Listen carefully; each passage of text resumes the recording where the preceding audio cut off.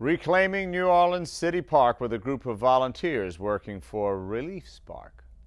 On Web Tips, learn about health advocacy for travelers.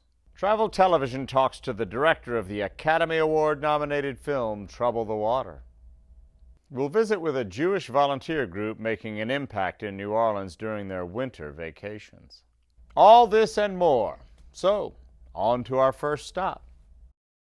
Hi, my name's Monica Corton, and I'm from New York City, New York, and I'm here with Adult Mitzvah Corps, which is a Jewish group from New Jersey led by Joel Soffin, and we've been working on this house now for 3 days in the Treme area of New Orleans. We have had so many different experiences. I never imagined I could spackle or paint or take linoleum off a floor, but literally everybody can do pretty much every skill that's needed to build a house. And we've had so many people from the city of New Orleans stop by and just thank us for all our hard work.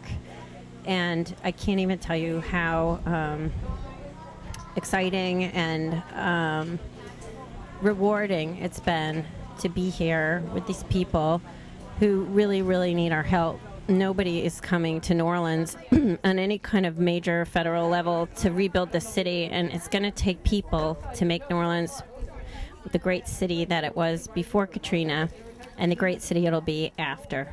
Hi, I'm Sheila Kane. I'm from Rockaway, New Jersey, and I am totally thrilled to be here. I have no construction experience, but I have experience volunteering in other places. And when I saw what was happening here with Katrina and the lack of government response and the fact that people are still not in their homes 2.5 years later, I felt I must come down and give something back and help.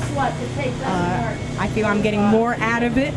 It's very satisfying, rewarding work, knowing that you're doing something to make the world a better place. And I'm thrilled that I'm here with my temple and my rabbi. It makes a spiritual feeling as well as a physical participation. It's a lovely city. Everybody has been so thrilled that we're here. The response from the neighbors and the people greeting us so warmly has been a wonderful experience. And I recommend it for others. You don't have to know what to do. They tell you what to do. I've been spackling. I've never spackled before in my life. But I'm spackling and hammering and carding and loading and just helping, and knowing that you're helping others is a wonderful feeling. My name is Teresa McNamara. I'm from Canton, Massachusetts. I found out about this program through my mother, and I just decided to come because I wanted an alternate thing to do over Christmas break. I go to school at University of Tampa, so I came home and then I came down here. And I just thought it was such a great idea and something I'd never done before in my life. I came in knowing no one, which was just made it even greater. And it's so great to be down here and be a part of something bigger than me and bigger than all of us. And that, in a way, we're planting a seed, and for these people, they'll have a home now, and that's something more valuable than anything anyone could buy for them. This is my first time being here. I've never been to New Orleans before. Further south I've been is Florida, and to be here it's unexplainable because the things you see, there's these very happening spots, places that are a lot of people, and then there's areas where there's so much work to be done, and it's really, really interesting and very emotional to be down here and see everything we're seeing, and to know that I can contribute in this way is just, it's very nice to know that I can do that.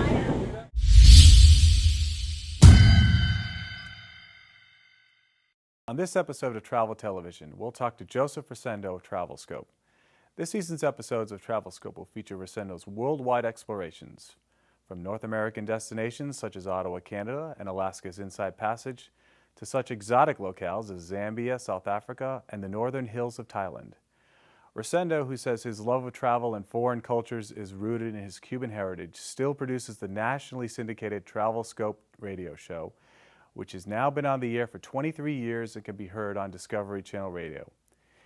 So we're here at the New York Times Travel Show in New York City, and we're with the amazing Mr. Joseph Rosendo of Travelscope, television and radio show, nationally syndicated. So you're the creator and the producer and the host. How does that feel? I am, along with my wife, Julie, who also co-produces. It feels great. I mean, I've had a wonderful opportunity, thankful and grateful for being able to reach people with we have a mission, we have a message as far as a travel show is concerned. Every show ends with a quote from Mark Twain: "Travel is fatal to prejudice, bigotry, and narrow-mindedness." And so our shows try to tell people where to go and what to see and hit the highlights, but we also try to introduce people to people. That's what's the most important thing about what we try to do. Your show is very well known for introducing fascinating and invigorating travel to expectant travelers and makes their travel dreams a reality. Right. So how do you go about approaching that in terms of making everything real for everyone who's watching or listening to your show? Since our interest is bringing people to have an authentic and genuine experience, then what we try to do is put ourselves in a situation where we can have the encounters with people, friendly encounters with people in the destination, so that they can be as much of themselves as possible. So the show isn't heavily scripted. I script an opening and I script a close. The close we don't really even write till we're in destination, which leaves us open to what evolves in the trip, what we learn from the people that we meet and the places that we go. So I think that helps us really give people, share with them what an authentic travel experience is, and teach and give them our perspective on how they should be traveling, which is with an open heart, an open mind, and a child's enthusiasm and interest in all things. People love you to ask them about themselves. If you show an interest in them, they'll be interested in you. And if you go to a place and you let them know that you don't know anything, you don't know everything about their destination or their place, and you want to learn from them, they'll be more than happy to tell you. And that's what we try to do with our viewers, is to let them learn about the people from the people themselves. Hi, I'm Joseph Rosendo of Travelscope. Whether it's exploring distant lands, having adventures close to home, or celebrating diverse cultures, join me each week as we accept the world's invitation to visit.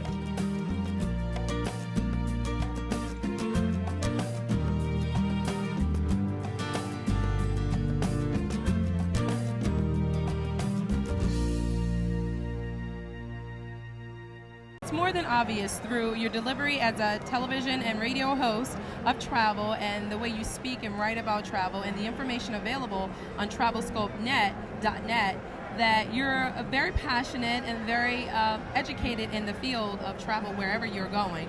What would you say would be a second resource for travelers once they're at their destination? First, I would say get a good guidebook, which will help you in the destination, be your friend, and something you can resort to. Certainly go to travelscope.net. We have lots of information there to you. But use the free resource that these governments are trying to help you. A lot of people shy away from that because they think that they're giving them the government line and they're just showing them the pretty side of their country, and it's not a real experience. More and more, they're getting smarter and smarter. And they know that, and travelers are getting smarter. If they present to a traveler a glossy view of their country, then people are going to see that right through that and not want it and avoid it. Now they're starting to understand the best way to get people there is to give them an experience with the people. Well, thank you for sharing your passion, your knowledge, and your essential tips for where to go and what to do. Thanks again. Thank you very much. Relief Spark is a grassroots organization made up of volunteers who provide first response disaster relief services.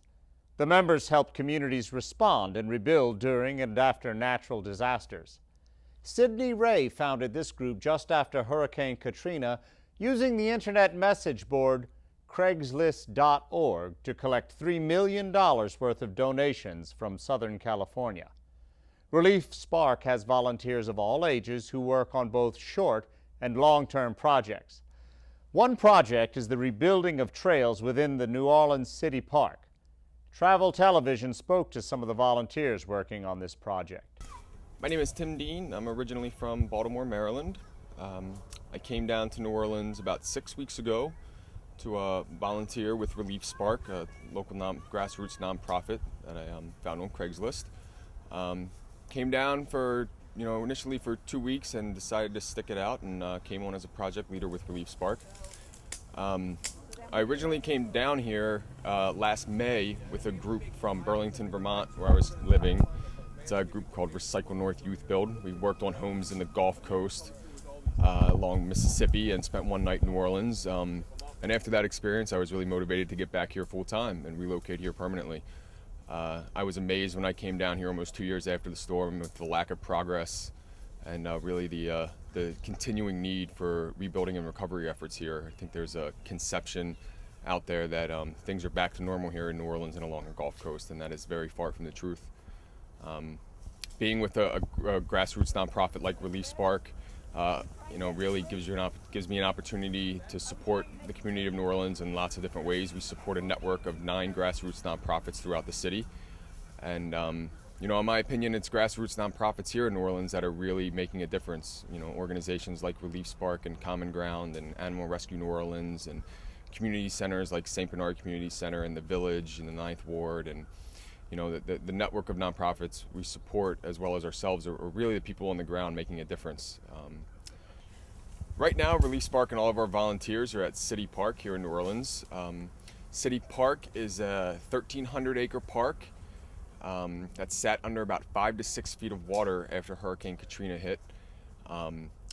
We are doing some trail rebuilding, some clearing of the trails, trying to clean up the water line, picking up trash. We're going to be in here with a chainsaw and a wood chipper and really trying to get it back to what it was before the storm hit.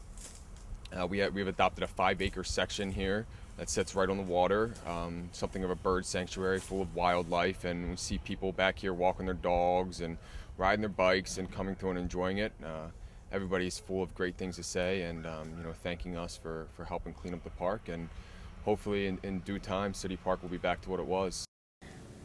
Welcome to Travel Television. I'm here at the American Film Institute Theaters for the screening of the Oscar-nominated documentary directed by Carl Deal and Tia Lessons. And I'm very pleased to be the first to welcome Carl to Maryland. Welcome to Maryland, Carl. Thanks, Charlie. You Glad bet. to be here. You bet. The film deals with Katrina, the disaster that hit New Orleans back in 2005, August 2005. Tell me how you came to work on the project to begin with. Well, my partner Tia Lesson and I we live in New York City, we live in Brooklyn, and that's where we were when the levees broke and when we were watching on television like everybody else. And like so many Americans who still to this day are connected with New Orleans, are giving something of themselves to help New Orleans recover and rebuild still 3 years later, I think we kind of got swept up in that impulse to want to do something, to be connected with that disaster. And we're filmmakers, so we decided to find our way into this story and look for a unique angle, a different way of telling the story of Katrina that might, do something a little bit different than what we were seeing on television. And about a week after the storm, we cashed in our frequent flyer miles, and we got a couple crews together. We got stock donated from Kodak, and we put ourselves in Central Louisiana. Terrific, terrific. Now, I read a New York Times article that said you and Tia both have worked with the Oscar-winning documentary filmmaker Michael Moore. Tell us about that. Well, yeah, for the last decade or so, we've been working on and off with Michael Moore and we produced Fahrenheit 9/11 and Bowling for Columbine, and certainly learned a lot working with Michael and how to tell challenging stories that take on really important topics, but to try and do it in a little bit of a different way. Mm-hmm. That said, this film is a different type of film than the ones that I just mentioned. It's a very personal story that's kind of an insider's view of Katrina, and it's not an easy thing to do for filmmakers who are outsiders like we are. Right. But we told a story that is built around, the first part of the film is built around home video footage that was shot by a Ninth Ward resident during the storm, and it really gives you an inside look. My name is Scott Michael Roberts. This is my wife, Kimberly Roberts. We're from New Orleans, the Ninth Ward, underwater. They said on the news that it's like aiming toward Mississippi, so we might get the outskirts. That's the sky. It look pretty now, but it sure soon will change. Girl, I hear some thunder. Golly, look at that water, boy. Woo, Lord. No, you see how hot it is? Ooh, be with us, Lord, please. All this water coming through the windows. Hey, help us get off the roof, man. You're a real hero, boy. We under siege, truly under siege. Everybody done lost everything around here. Now, you have seen what Katrina has done to us. She stuck us in the attic. I'm running out of juice, too. I did think of Michael Moore a little bit, and in particular, a sense that everyone knows Michael can be somewhat critical of government, and I did sense sort of a critique, perhaps, of government response to the disaster in Katrina. Was that your intention, or am I picking that up? It was absolutely our intention. You know, we didn't make a film that delivers information, that assigns blame to anybody for what happened during Katrina, because I think everybody knows what went wrong, and there's plenty of blame to go around. But that said, you know, I mean, we're filmmakers who are engaged in the real world here, and we have points of view, and we have strong feelings about what we were seeing. And one of the things that we thought right off the bat when we were home on our couch, watching people on their rooftops, was where's the rescue? And that's how we got into it. The story we began to tell was the story of the Louisiana National Guardsmen who'd been stationed in Iraq. And so when we arrived in Louisiana, we were greeting these plane loads of soldiers, many of whom had lost everything in the storm, but who'd been stationed in Baghdad instead of at home, you know, when their community needed them desperately. So, you know, as we thought that was a nice way into the story, and also a way of illustrating what happens when you're spending, you know, these hundreds of billions of dollars on the war overseas. It has a real impact on people at home. Right. There was another quote in the Times. I'd like to just read it. And I quote, "A mouthpiece for the National Guard shut down their access," referring to your access to their movements when you were filming. True story. True story. How did they do that?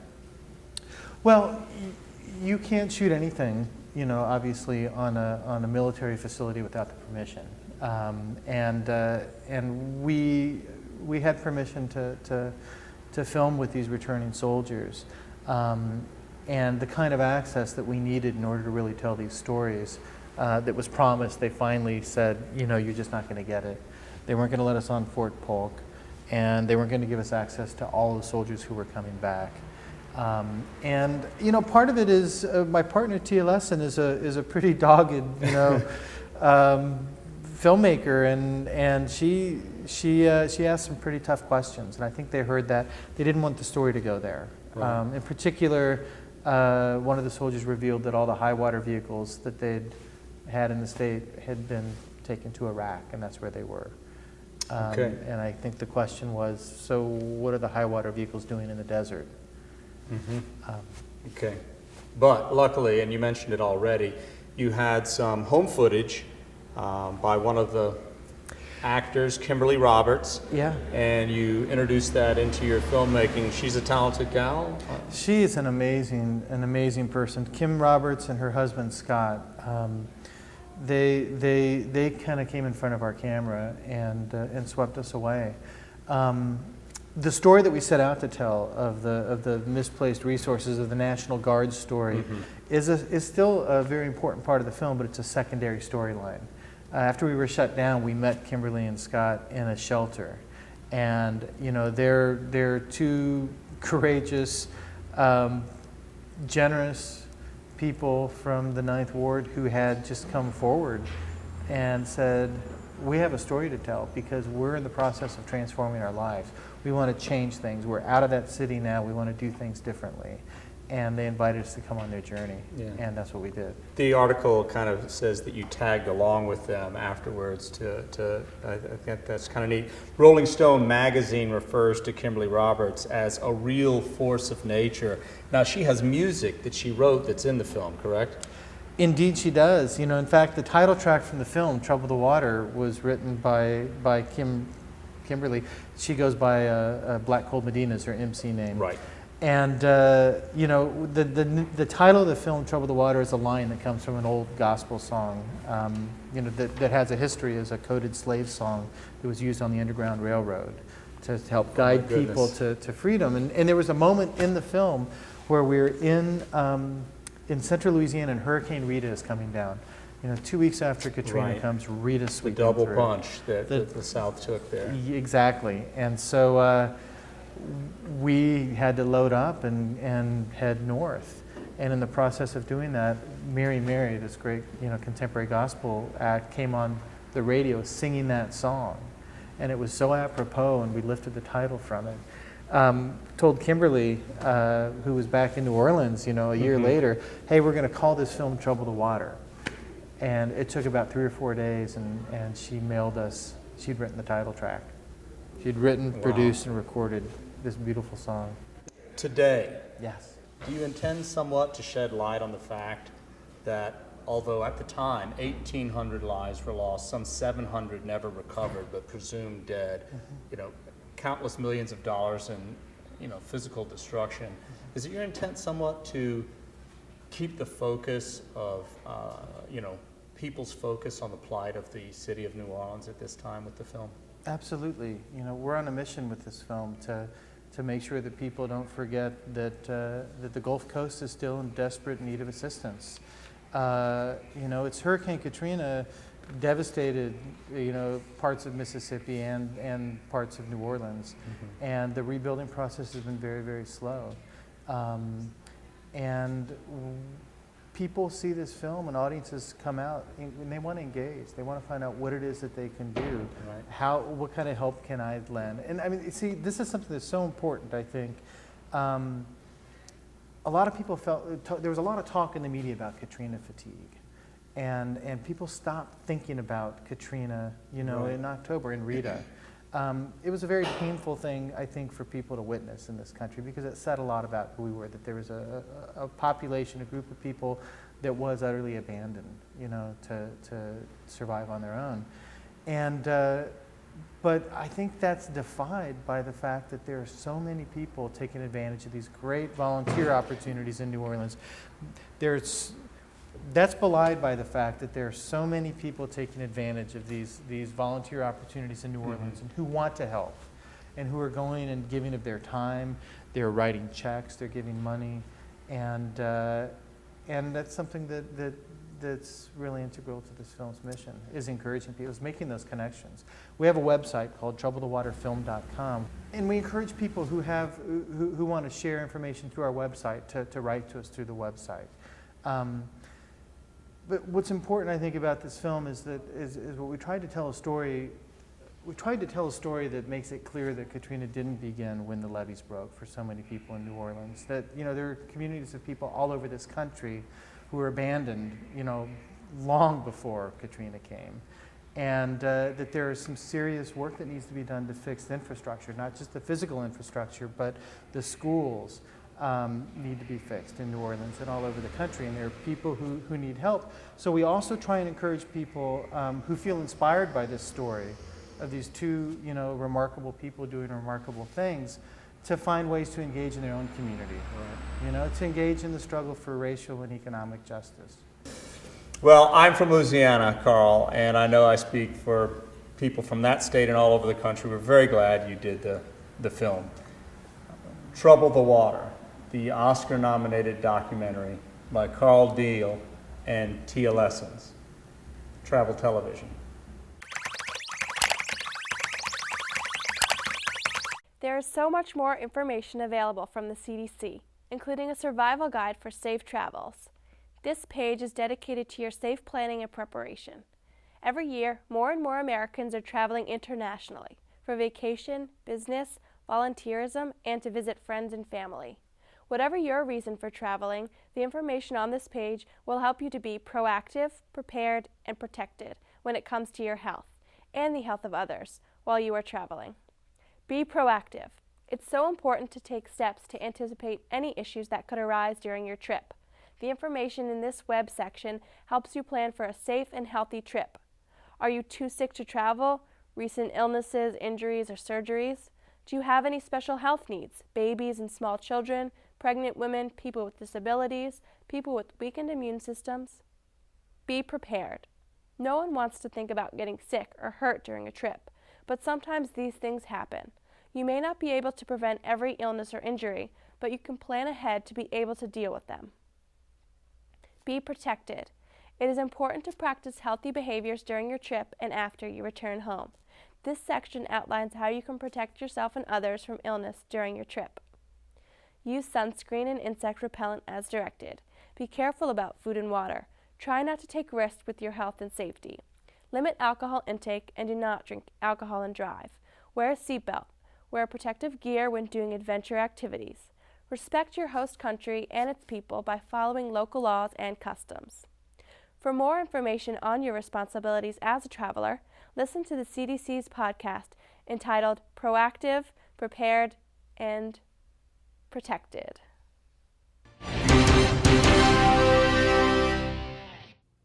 Americans are trying to make their travels more time efficient.